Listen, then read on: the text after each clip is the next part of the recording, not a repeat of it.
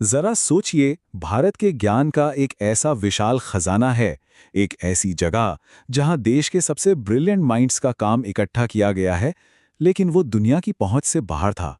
जी हाँ, था। आज हम उसी खजाने के दरवाजे खोलने वाले हैं। और ये सब शुरू होता है एक बहुत बड़े नंबर से, 6 लाख से भी ज्यादा। और ये कोई छोटा मोटा आंकड़ा नहीं है, ये है भारत के सबसे गहन रिसर्च वर्क्स की संख्या, जो अब हम सबके लिए एक ही जगह पर मौजूद है। तो आखिर ये जगह है क्या? इसका नाम है शोध गंगा। देखिए, नाम में ही कितना कुछ छिपा है। शोध की गंगा, ये भारतीय थीसिस का एक बहुत बड़ा एक रेजर्वॉयर है। एक ऐसा प्लेटफॉर्म जो पूरे भारत से पीएचडी थीसिस को पूरी दुनिया के विद्वानों के लिए ओपन एक्सेस यानी बिल्कुल मुफ्त अवेलेबल कराता है। ठीक है, तो चलिए अब इसमें थोड़ा और गहराई से उतरते हैं। हम बात करेंगे कि भारत की ये डिजिटल रिसर्च नदी आखिर है क्या। पहले वो क्या दिक्कत थी जिसे इसने सुलझाया, शोध गंगा काम कैसे करता है, इसके स्केल को जरा नंबरों में देखेंगे और आखिर में इसके असर पर भी एक नजर डालेंगे। तो सबसे पहले ये समझते हैं कि आखिर शोध गंगा को बनाने की जरूरत ही क्यों पड़ी।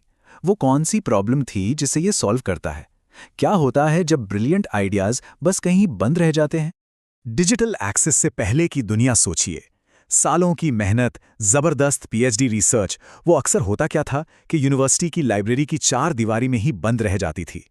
सोचिए जरा, कितना कीमती ज्ञान बस शेल्फ पर धूल फांक रहा था।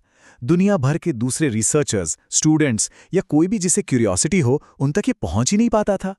ज्ञान का जो फ्लो होना चाहिए वो एक तरह से रुका हुआ था।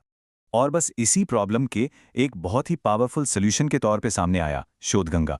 ये वो सिस्टम है जो ज्ञान को यूनिवर्सिटी के सर्वर से निकालकर पूरी दुनिया की स्क्रीन पर ले आता है। और इसकी प्रोसेस ना हैरान करने वाली सिंपल और इफेक्टिव है। देखिए, सबसे पहले तो देश भर की यूनिवर्सिटीज एक एमओयू साइन करके इससे जुड़ जाती हैं। फिर पीएचडी स्टूडेंट्स अपनी थीसिस की एक डिजिटल कॉपी अपनी यूनिवर्सिटी को देते हैं।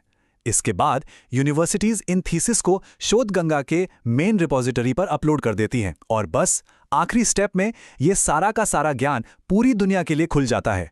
कोई भी कहीं से भी इस रिसर्च को सर्च कर सकता है, पढ़ सकता है और आगे के काम में इस्तेमाल कर सकता है। तो इस सीधी सादी सी लगने वाली प्रोसेस का नतीजा क्या निकला? नतीजा एक ज्ञान क्रांति से कम नहीं है, और इसके पीछे के जो आंकड़े हैं ना, वो सच में हैरान करने वाले हैं। इसका स्केल वाकई में बहुत बड़ा है। आज की तारीख में 6,56,326, जी हां, इतनी सारी full text thesis open access में पढ़ने के लिए मौजूद हैं। ये ज्ञान का एक पूरा महासागर है जो अब बस एक क्लिक दूर है। और इस मुहिम को, इस पहल को कामयाब बनाने के लिए देश भर के 1022 यूनिवर्सिटीज और इंस्टीट्यूशंस ने हाथ मिलाया है।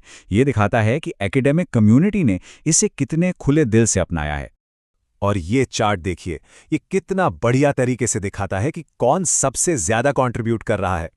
इसमें सबसे ऊपर है अन्ना यूनिवर्सिटी, करीब करीब 18,000 थीसिस के साथ।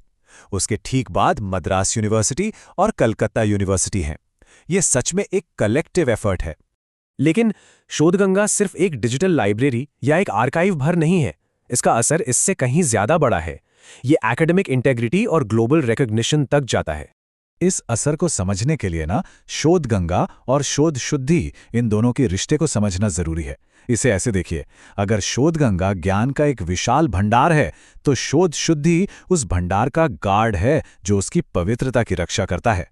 मतलब शोध गंगा कंप्लीटेड रिसर्च को जमा करता है, और शोध शुद्धि जो एक प्लेजरिज्म डिटेक्शन सॉफ्टवेयर है, वो ये पक्का करता है कि जो नया रिसर्च आ रहा है वो ओरिजिनल हो, कहीं से कॉपी ना किया गया हो। तो एक ज्ञान को इकट्ठा करता है और दूसरा उसकी क्वालिटी को बनाए रखता है।